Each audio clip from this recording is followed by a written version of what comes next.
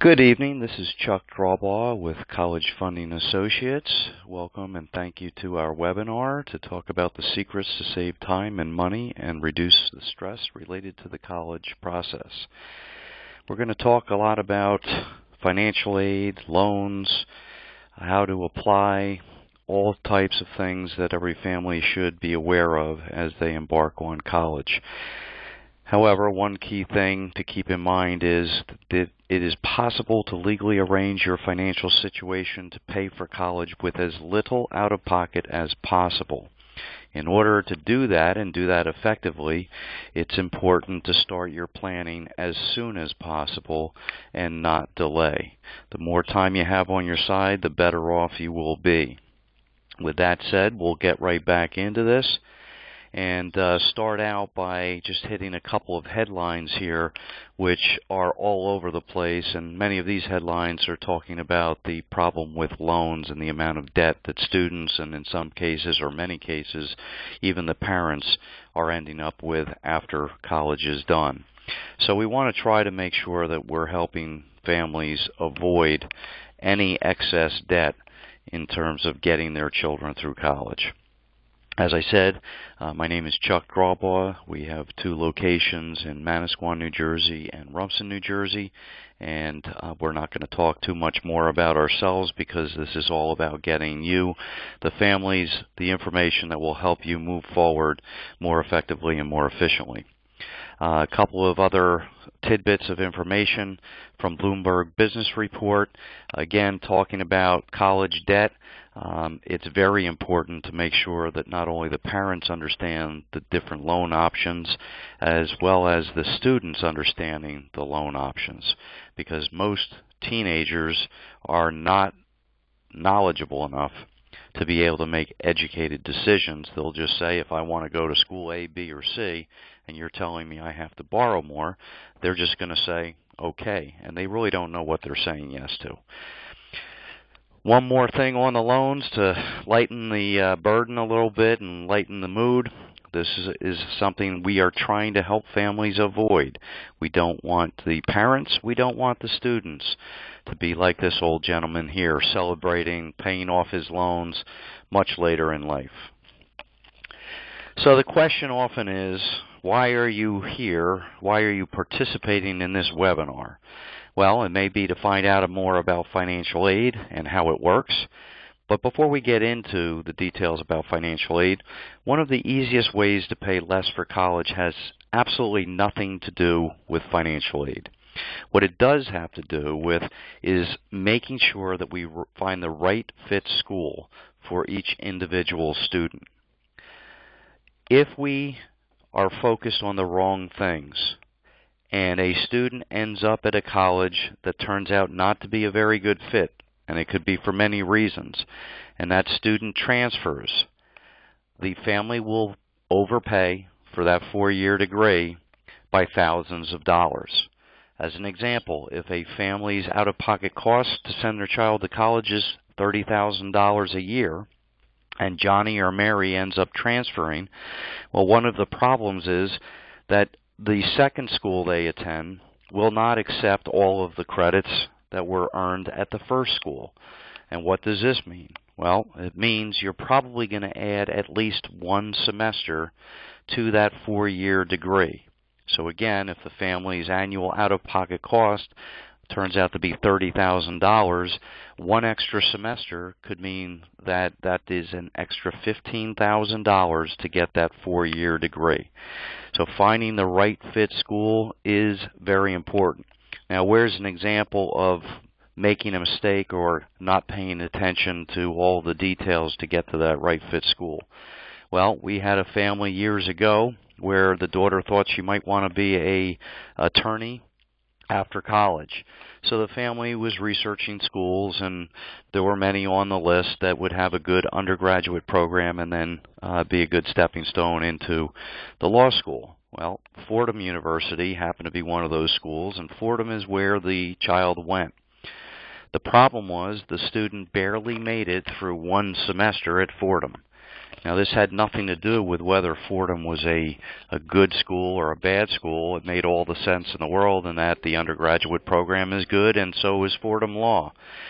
The problem was that during all of the thought process and decision-making, something very basic was significantly overlooked, and that was that whenever the family went into New York City to either see a play or go have a day in the city or whatever the reason was for going into the city, when the daughter was a very young girl, all the way up growing up, she was a wreck every time they went into the city. It was too busy, it was too loud. Even with Mommy and Daddy holding her hand the whole time, she was a wreck. Well, guess what? She never grew out of that. When she got to college and got to Fordham, it still was not a right fit for her. Not so much the school, just the environment. So there's a good case where somebody is going to end up transferring and paying extra money. Along these lines, here are some statistics that support why it is so important to make sure we're doing the best job possible to help the student understand who they are, what they might want to do after college, so that they can make sure that they're studying the right things in college. And in order to make sure they're studying the right things in college, they need to make sure that they're going to the school that is best suited for that path. Okay, so hopefully as I've been speaking, you've been reading some of the statistics on the screen here, and these are statistics that we desperately want to try to avoid. What are the parents' biggest concerns that we have heard over the years? We'll share some of them with you, and perhaps as you're listening, you're sharing some of these same thoughts. We're concerned about missing deadlines or making mistakes. We don't know how to come up with a plan to pay for college. Well, we don't know whether we have enough time to do everything involved. In fact, we're not even sure what is involved. How much time will that require? We have jobs. We have to run the kids to all their activities. We're not sure about whether we'll have time to do this and do this well. We're uncertain about doing something that might hurt the child's chances of college admission, or doing something that could prevent them from getting the most aid possible, which may be necessary to send them to the school of their dreams. And we want to make sure that families are keeping in mind a couple of tips here. First of all, it's very important to make sure that you determine who will find or make the time to figure things out and do what must be done. The student is going to have to do certain things, but oftentimes one or both of the parents are going to be responsible for taking care of some of the steps along the way.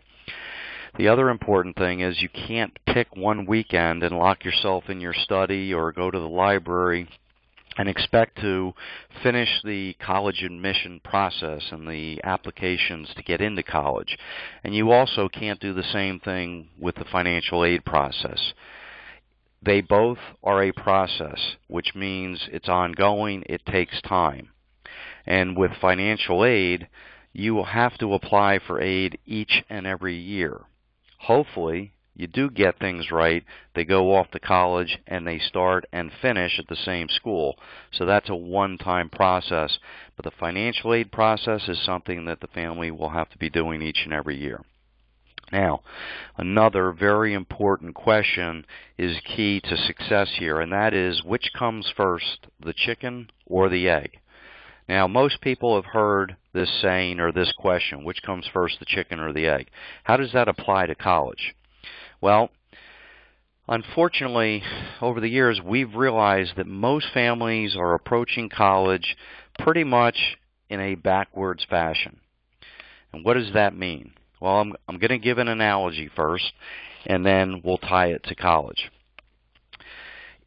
When you think back to when you were looking to buy your very first home, think about the process. How did you go about looking for homes and then ultimately purchasing a home? Did you immediately go looking at $1 million plus homes, or did you do something else? What was in the thought process? Well, most likely you probably went to the bank or you talked to a mortgage broker.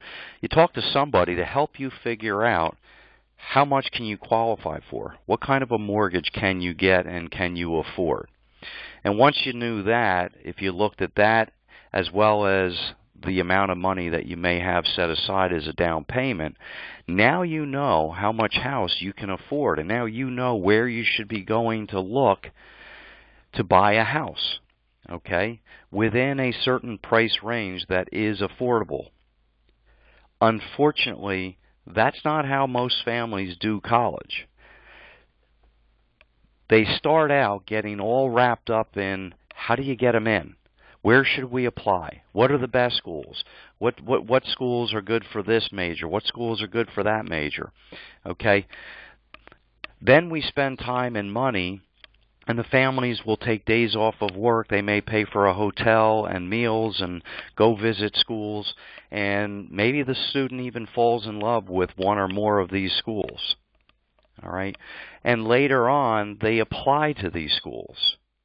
Well, you usually apply to get accepted to schools before you apply for financial aid. And what happens is people finally apply for financial aid. They find out they're not getting as much help as they were hoping for. And now all of a sudden we're put in a very tough position with an emotional teenager of possibly having to say, well, geez, we know you really want to go to school A or school B, but we're not sure we can afford it based on these financial awards that we've received. So, again, back to which comes first, the chicken or the egg, it's very important, similar to buying a home, it's very important to early on start establishing and figure out how to determine what can we afford as a family. What can mom and dad do? And after that, what can the student do to contribute? And what type of aid might we anticipate? Then we are in a better position. If we can determine a lot of that before we even go and look at schools, but certainly before we apply to schools, we're going to have a much greater outcome because we looked at it in the right order. What comes first? It's what's affordable, not let's go fall in love and realize we have no shot at that school. Okay? And then lastly, again, another big tip is just reminding you that it's not just about getting them into college, it's also about getting them out. And by getting them out, we mean getting them done in the right amount of time. If they're going for a 4-year degree, we need to ensure they're getting done in 4 years, not transferring and taking 4.5 or 5. If it's a 5-year program, we need to make sure that they're getting done in 5, not 6. So now the big question becomes, how is a family supposed to pay for this big cost of college? Well, we can simply break it down into a few categories here, and we'll start with the easy ones, the first one being not go at all. What we mean by this is literally not going on after high school. What we mean is there are some kids out there that never have been a good student, probably never will, it's not their thing, but they have a certain niche or a certain ability. They're creative, they can build things. Not everybody is meant to go from high school off to a traditional 4-year college. You need to know your child and identify, would they be better off with pursuing a trade or a vocation? Would they be better off going towards some kind of a certification program? All right. The majority of kids probably will follow the traditional path of high school and then 4-year college, or high school community college and then transfer into a 4-year college. But there are that small percentage of kids that you have to identify. Who do we really have here, and are we going to put them, put the square peg into the round hole? All right. Secondly, we have go to a lesser school. And if we had a live event going on right now and I could poll people that are participating in that live event, I know I'm going to get at least 2 answers to the question, what do we mean by a lesser school? I've heard more than 2 over the years, but the bottom line is some people might say lesser school means it costs less, and other people might say, well, it's not as good of a school, and maybe they assume if it's not as good of a school, then it's going to cost less. Whatever the case may be, it's not about the lesser school. The key is finding that right fit school, and that will become much more powerful and impactful to keep in mind as we get further into this program. Then we can talk about scholarships. Now, there are lots of scholarships out there. If you haven't heard it already, you will. But here's the problem. Just because there are a lot of scholarships out there doesn't mean your child is going to get a ton of scholarships. You do have to apply for a lot of the scholarships. And if you are taking notes, you might want to note that there are 2 types of scholarships. There are private scholarships, which are scholarships that people go out and search and find on their own and then apply for. Okay? These scholarships have nothing to do with the overall financial aid process. The student might go to the guidance office at the high school and find out about some scholarships. Okay, local organizations, the local Rotary, the Elks, the Lions Clubs, these are organizations, chambers of commerce, that give out scholarships. Okay, but you have to find them, then apply, and hopefully you're going to get them. All right. The other type of scholarships is made up or comes from the schools themselves. These are merit-based scholarships coming from the schools. So right now we're going to talk about the first set of scholarships, and those are the private scholarships. Of all of the money out there, over $100 billion out there to help pay for college, there's a very small percentage that comes from these private scholarships. Okay, so if you're taking notes, only about 4% of all of the money out there to help pay for college comes from private scholarships. All right. Now, we want to make sure that we are putting our limited time and energy towards the bigger pieces of the pie. 4% is not a very big piece of the top pie. That does not mean that you don't try to get some of these scholarships, but understand 4% is not going to make a big dent in it. On top of that, once you start researching some of these scholarships, you're going to find out that a lot of them are very small, $250, $500, $750, $1,000, which means your son or daughter is going to have to string together an awful lot of these private scholarships to make a big dent in the overall cost of college. All right, but if you are going to pursue some of these private scholarships, I'm going to give you one website. There are many out there, but one website where you can research and find these scholarships for free is fastweb.com, FASTWEB.com. You can search for free. You should never pay anybody money to help you find scholarships, but understand it will take some time and energy to research all of these different scholarships, then identify which ones your student actually is eligible to apply for, and then they have to go through the application process, all for about 4% of the money that's out there to help pay for college. We'll talk about the merit scholarships from the colleges, directly from the colleges, a little bit later in the program. So that brings us down to savings and borrowing. And we know that after doing this for many years and seeing a lot of families, there are very, very few families that have $200,000, $300,000, $400,000, depending on how many kids they have, set aside specifically in a college account, ready to pay for college. Okay, so what that means is the majority of families are going to have to borrow to cover some of the cost of college. Now, while we're talking about borrowing, a couple of key things to understand. Number one, do not wait like most people do to find out how much you're actually going to have to borrow to start researching all of the different loan options that are out there. What you want to do is, as soon as you determine we're probably going to have to borrow some money to make this work, start doing your homework immediately. The reason being is, as you progress forward closer to the college application process and the financial aid process, you do not want everything happening all in a short window of time. You can do your homework, learn about loans, and then when it's time to actually apply for those loans, once you know exactly how much you have to borrow, you've got that baseline knowledge. You know what type of loans you're probably going to go to, and you're going to save yourself a lot of headache by taking some of the effort and moving it forward and getting it done early. Okay? The other thing to understand early on is it's not enough to say, okay, if we don't have enough saved, we're going to have to borrow, and that'll be part of our plan to pay for college. Well, it's only a plan if the family knows that they're going to be able to afford the monthly payments once the monthly payments begin on these loans for college. All too often, we see families getting their kids into college, starting to take loans, and then after a few years of taking loans, they're still not done yet, and they're realizing, wait a minute, these monthly payments are getting too high. I cannot afford to take another loan.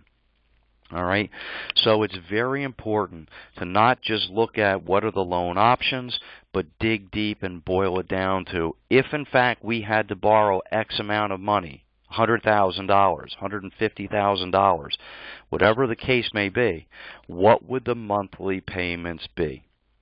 Because if a family's struggling before college to set aside a few $100s a month to be prepared for college, you need to ask the question, what's going to be different after college where we're going to have $300 to $400 to $500 or more a month to make those loan payments? So really important to do the homework up front regarding loans. That brings us to savings. Okay, it's important, as I said in the very beginning, it may be possible for some families to do some pre-planning before college and change their finances around in such a way where they're not going to be penalized, or they're going to be eligible for as much aid as possible. And I'm going to give an analogy or an example to kind of bring this point home. But the most important thing is, if in fact we do have money set aside, whether it's for college specifically or other, we need to understand, how do our finances translate into the financial aid process, and what is the end result in terms of what we can expect to get. So let's give our example. We've got Joe and we've got Bob. All right. Over the last 15, 16, 17 years, Joe has been very good, and he has been setting aside some money knowing that his child or children were going to go off to college. Bob, on the other hand, hasn't really been with it too much, and Bob hasn't set aside anything for college. Now, before we go any further, it's important to understand that Joe and Bob both work for the same company in upper management. They both make the same amount of money, and we're just going to make it real simple in this example. Every single thing about these two families, Joe's family and Bob's family, everything about them financially is the same. They have the same number of family members, everybody's the same ages, they make the same amount of money. The only difference, when Bob and Joe go to apply for financial aid, is Joe did save, let's say, for example, $20,000 in a college account. And let's say that was an account in Joe's son's name. All right. And Bob, again, doesn't have anything set aside for college. So when the two of them go to fill out the key financial aid form, the FAFSA form, all right, Joe is going to have to put that $20,000 down on the financial aid form. And Bob doesn't have $20,000, so he's not going to put anything on that form. Before the rest of the form is filled out, if the process ended right there, how much money do you have in your kid's account? The Department of Education would say, Joe, you must come up with $4,000 on your own before you're eligible for any need-based financial aid. They're going to look at Bob and say, Bob, based on your information, you're eligible for need-based financial aid right now. Okay? Now, that's an overly simplified example, okay, because the financial aid form does ask about a lot of other information, like their income, number of family members, and all kinds of stuff. But remember, the all kinds of stuff in this example, the two were exactly the same. The only difference between them was this $20,000, which ultimately ended up with Joe being eligible for $4,000 less in aid than Bob. Joe, most people would say, did it the right way, did the right thing, but somehow he seems to be penalized. Now, the important thing again is to understand that if you start your planning early enough, Joe may be able to position that $20,000 and maybe other assets, etc., position themselves well before filling out the financial aid form so that he looks just like Bob. And now they're both eligible for more aid. Okay, so we've covered the key ways and sources of paying for college for most families. Let's keep moving on, and before we get on to the rest of the stuff in terms of financial aid, I'm going to give you a quick second to read over this slide which talks about scholarship scams. The bottom line is you should never pay anyone any money to help you find scholarships, because you can go to fastweb.com and other websites and find these scholarships for free. If somebody is collecting money from you, there's a high percentage of a chance that this is some type of a scam. Now, one of the things that we have to also make sure you understand is what are the myths and what's the reality out there. All right? And you have to be careful where you're getting your information from, because some people will share information that they think is true, and in actuality, it's not really true. So, for example, somebody, coworker, family, friend, might say, you make too much money. You're not going to be eligible for any aid. Don't even bother. Okay? Well, here's the thing. They're not you, you're not them. They might be assuming, do they even know how much money you make, or are they just assuming because you live in the same neighborhood and have a big house that you're not going to get any aid? We have helped families with incomes of $200,000 qualify for need-based financial aid. Does that mean that it's possible for every family with an income of $200,000 qualify for need-based financial aid? The answer is absolutely not. But the point is, we know for a fact that you have to be careful that you don't assume, because you know what happens when you assume. All right? You need to learn how to make sure you know for sure, do you really make too much? All right? Also, oh, well, you know, Jimmy's grades aren't that great, Mary's not that great of a student, so we're not going to get any help. Well, here's an important fact. First of all, there are two types of financial aid, and you may want to make a note of this if you're taking notes. The first type of financial aid is need-based financial aid. Need-based financial aid is driven off of a financial aid form called the FAFSA, which every family should be filling out, and they look at the family's makeup, and it determines whether a family is eligible for need-based aid. That form does not ask anything about the student and their grades.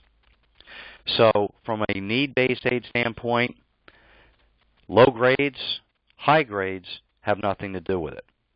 Now, the other type of aid is merit-based aid. Merit aid has everything to do with the student, who they are, type of person, volunteer work, extracurricular activities, and of course their grades.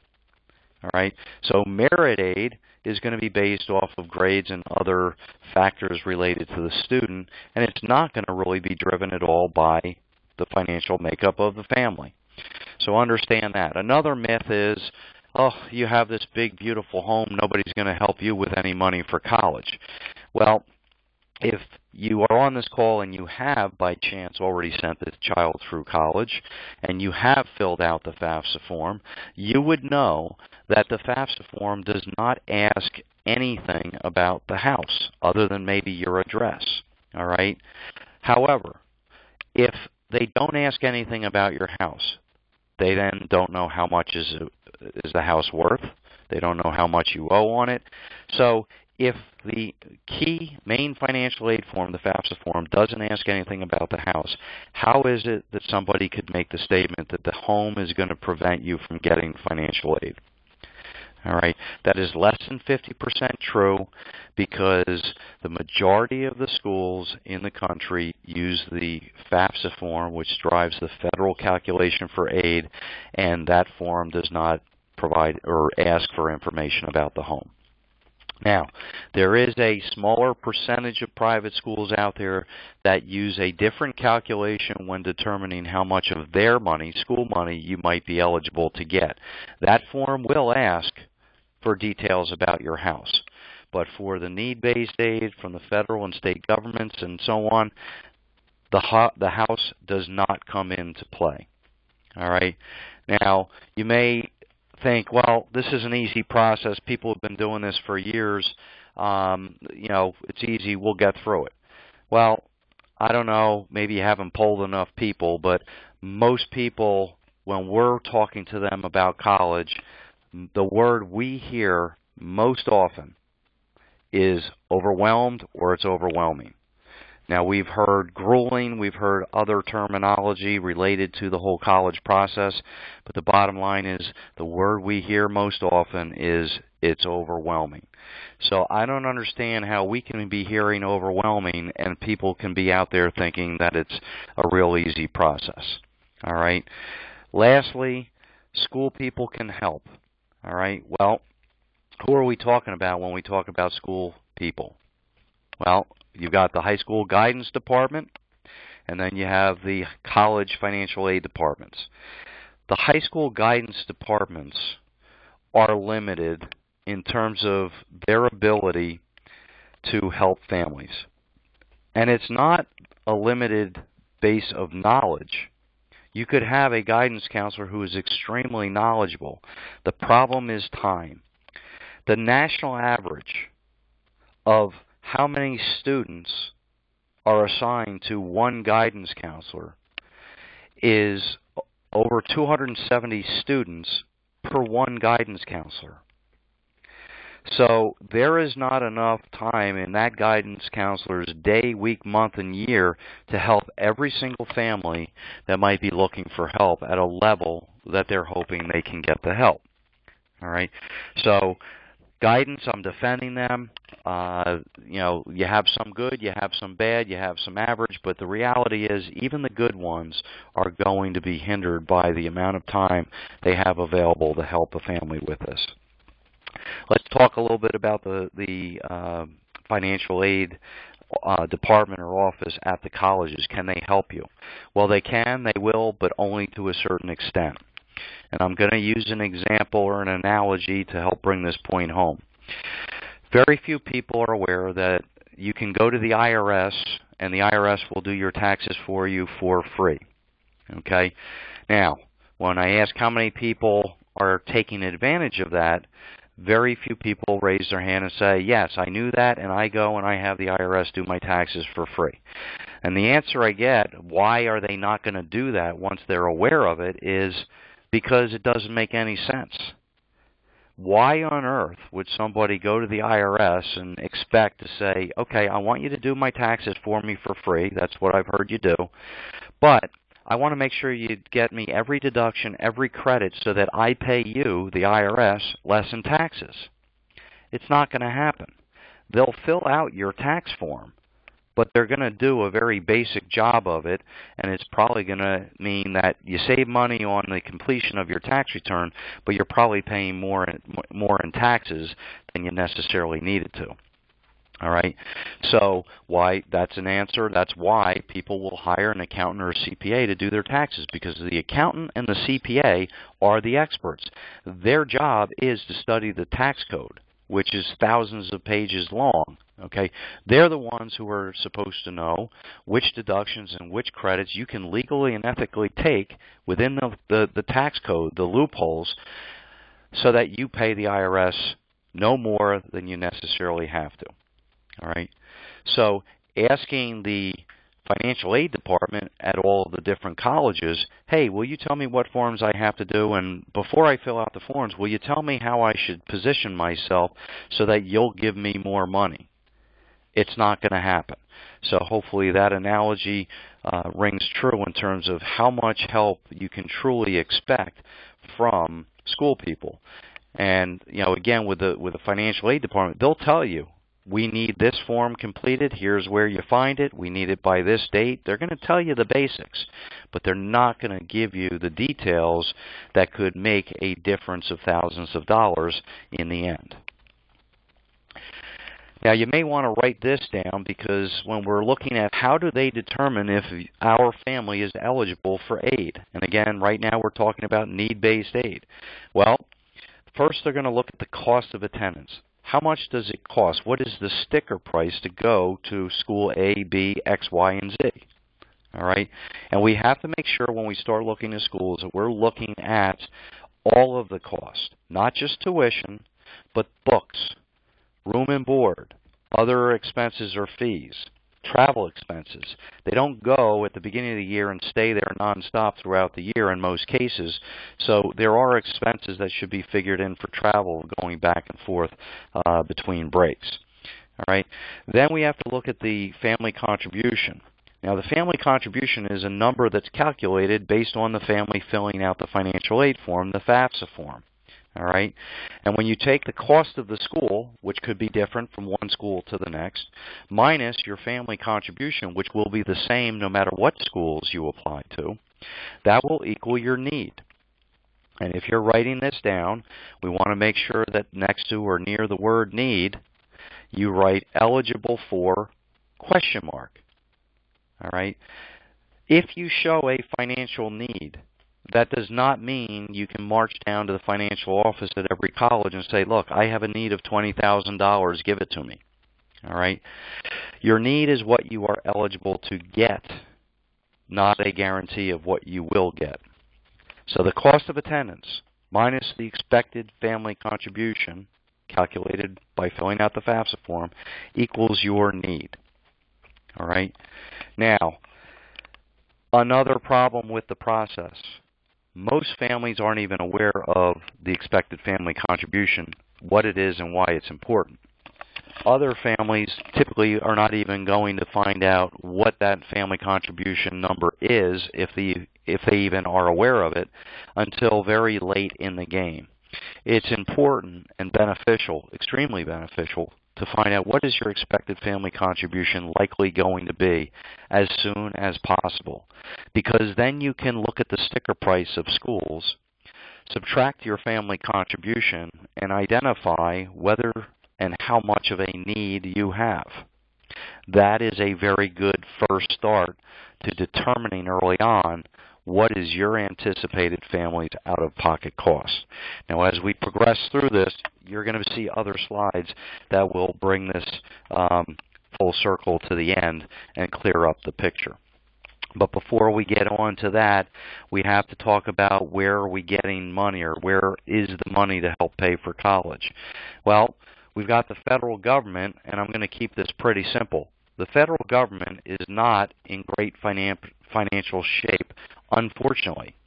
So if we know that the federal government is not in great financial shape, we cannot anticipate or expect to get a lot of free money to help pay for our kids' education.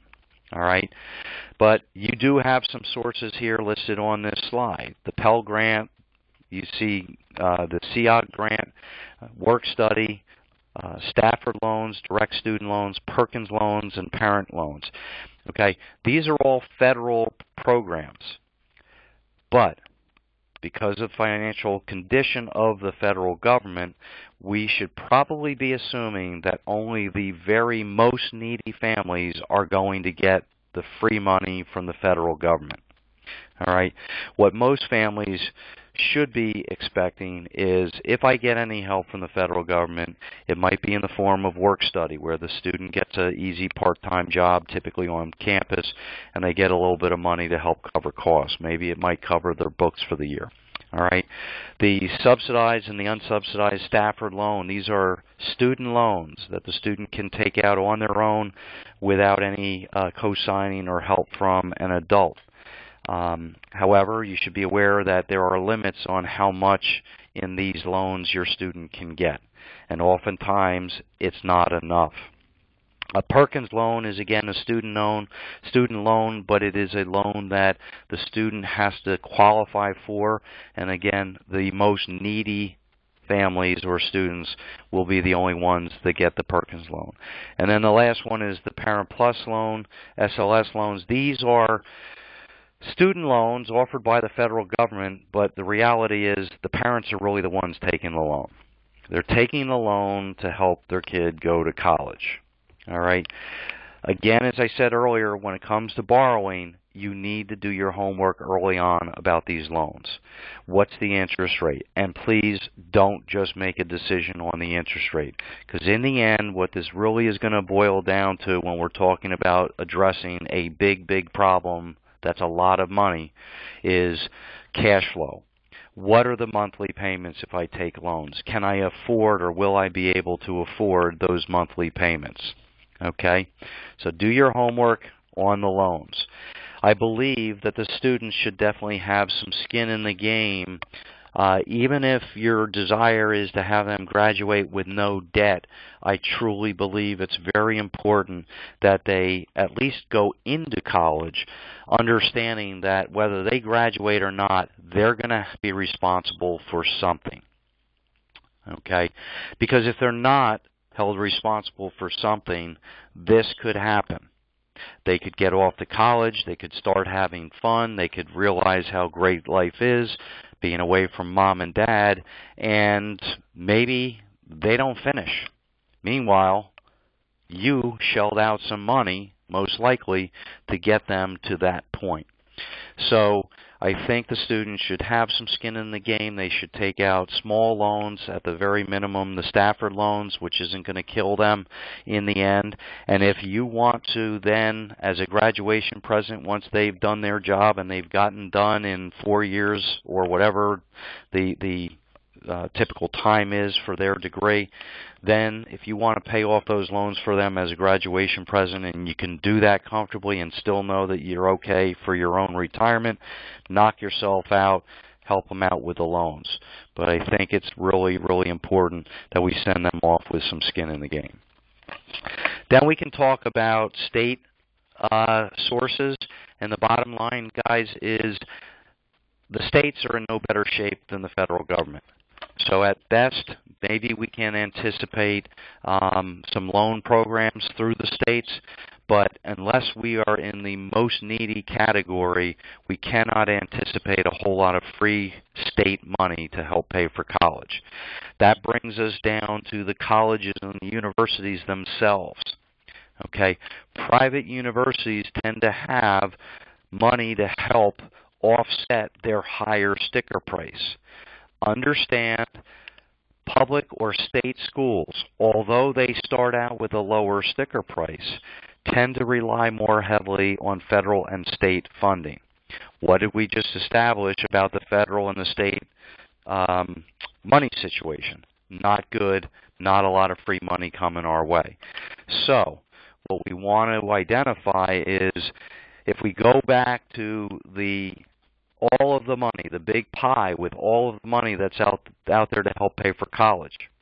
Okay, we talked about only about 4% would come from private scholarships. Well, about 20% of all the money that helps families pay for college is going to come from the colleges themselves. And again, private colleges are going to tend to have more of this type of money to help out than the public or state schools. All right? But we do need to understand that The school's money oftentimes will be given out on a first-come, first-served basis, which means we cannot procrastinate. We need to be at the front of the line. If we're eligible and able to get that money, we need to be at the front of the line before it's given out to somebody else.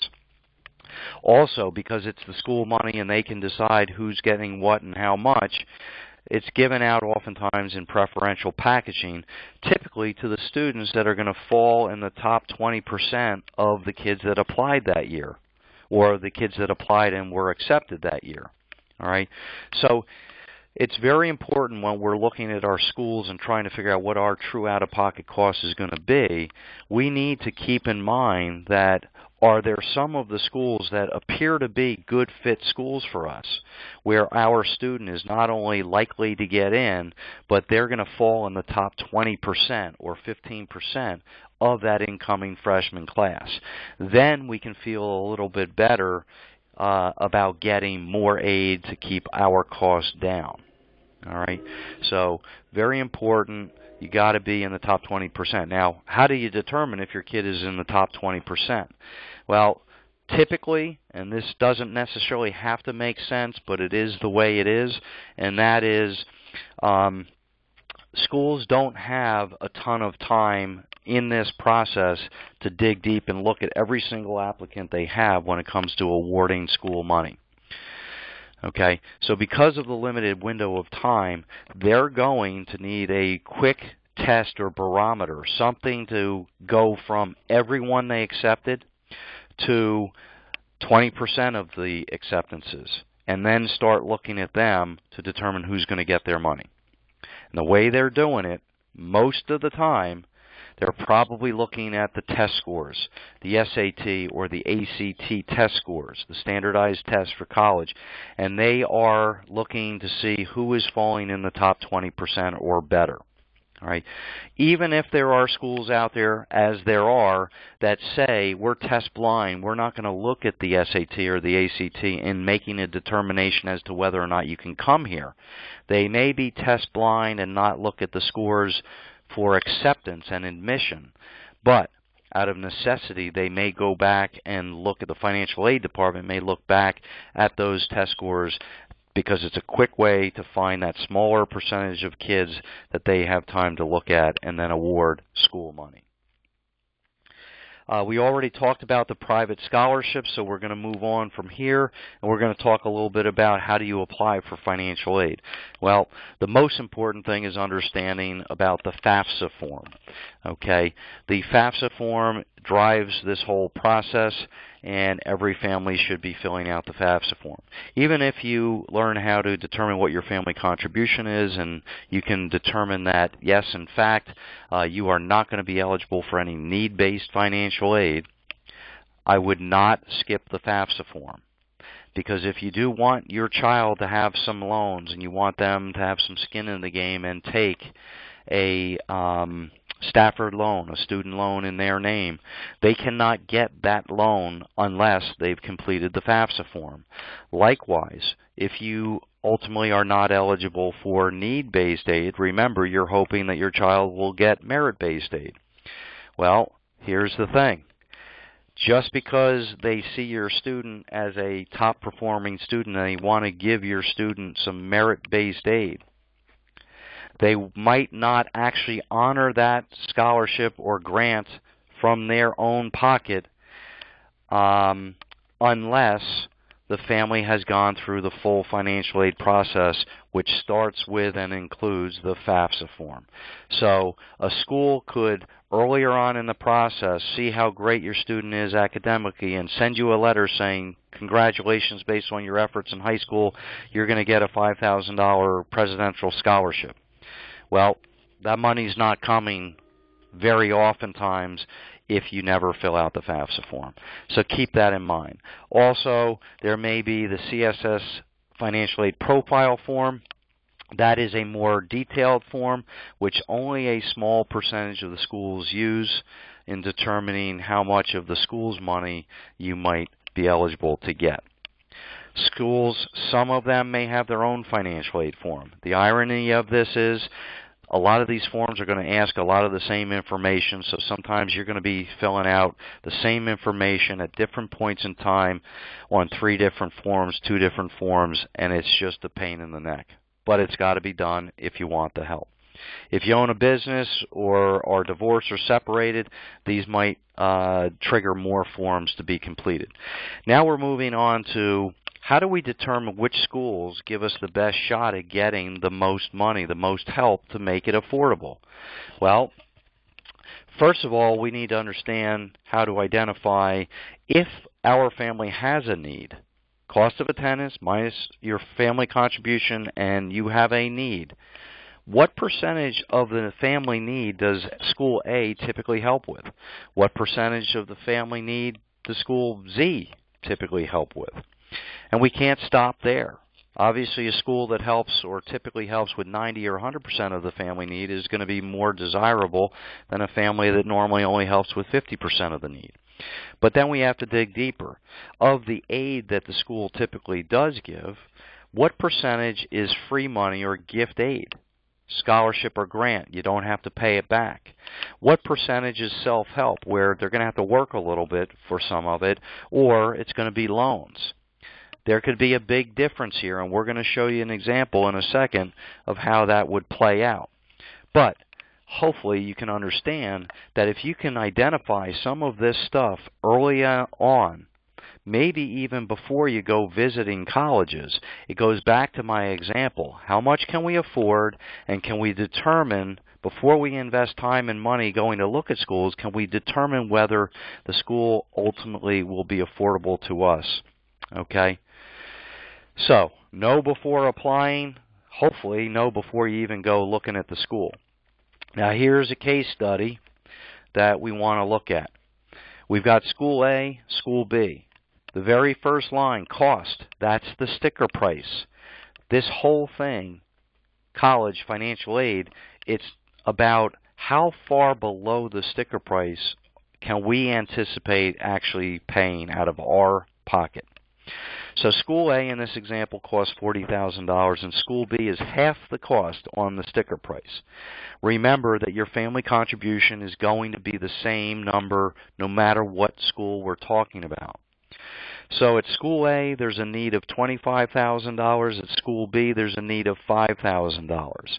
When we look down the left column, school A typically helps with 100% of the family's need, and of that, 80% of it is typically free money that does not need to be paid back.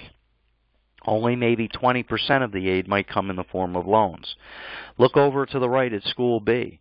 They typically only help with maybe 60% of the family's need.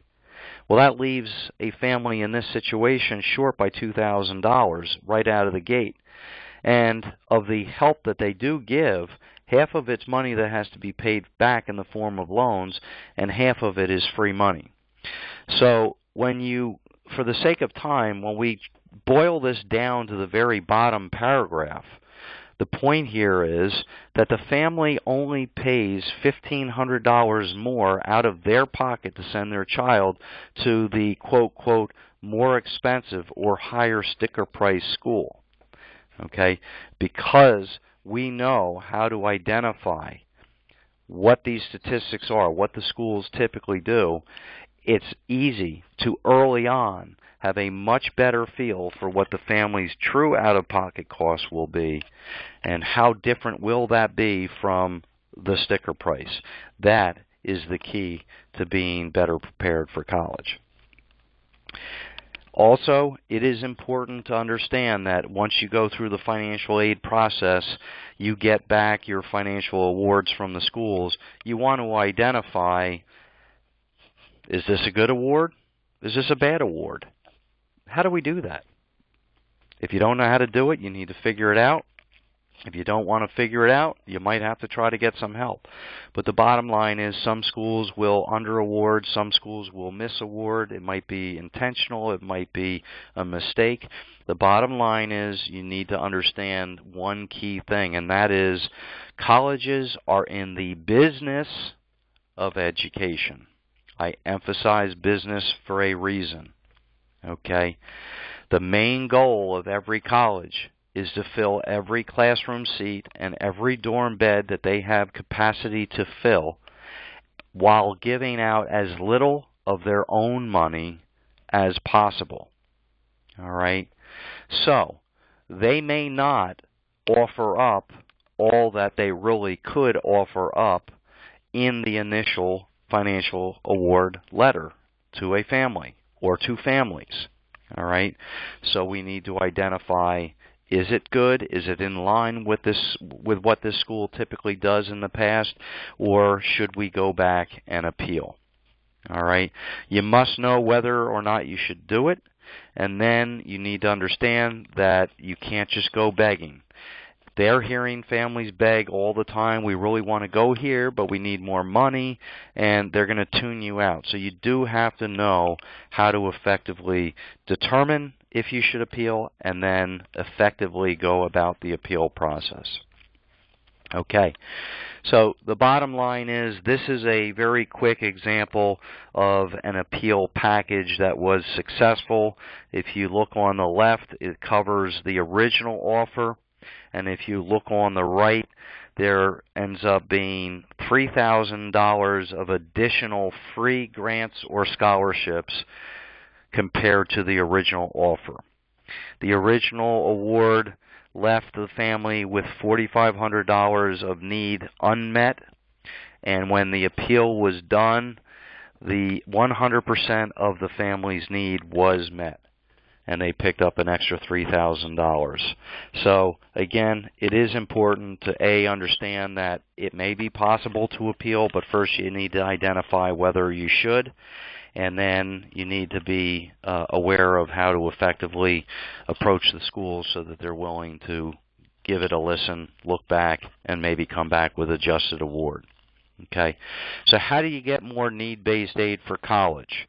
As I said in the beginning, and I hinted when we were talking about the savings component, you can rearrange your affairs to get more money by learning the legally established rules or loopholes within the financial aid process, just like we pay the accountants or the CPAs to deal with the loopholes in the tax code. All right?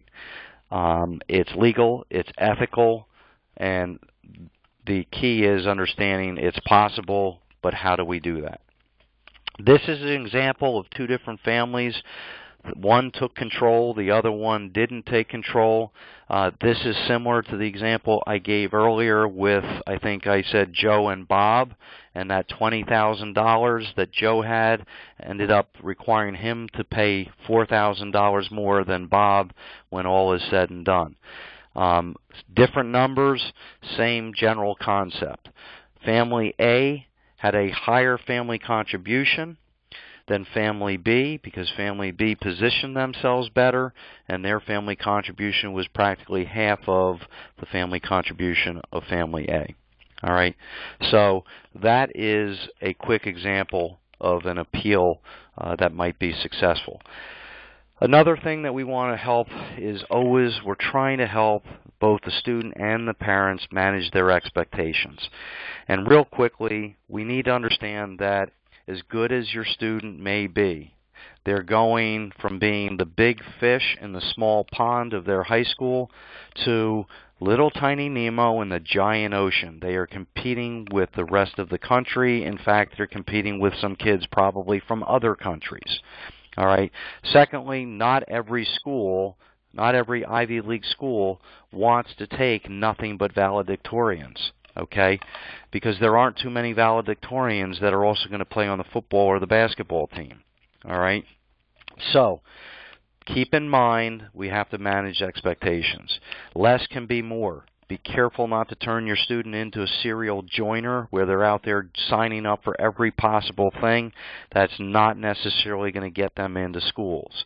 Being a leader, a captain, or an officer, or even better yet, being a founding member or developing or finding and creating a new group within their school or their community would show more leadership and would go further in the eyes of the people making the admissions decisions. The other thing is to make sure you're always asking yourself, where is the value when you're looking at things to give your kid a leg up? Okay? Depending on how old your child is, what grade they're in, you're eventually going to start getting not only a bunch of mail from colleges and universities, but you're also going to get other types of mail. You're going to get invitations. You're going to get things like you were invited or selected or recognized. You qualify for, okay, the National Society of blah, blah, blah. Okay, an invitation to a leadership program in Washington, D.C. All right. Well, you have to ask yourself, why did we get this piece of mail? It's not necessarily just because they found out that you have a great kid. A lot of the times it might be because of your zip code. They knew you would pay the small fee or maybe a large fee, I don't know. And they knew if you filled out a form and sent in a check that you're a good candidate.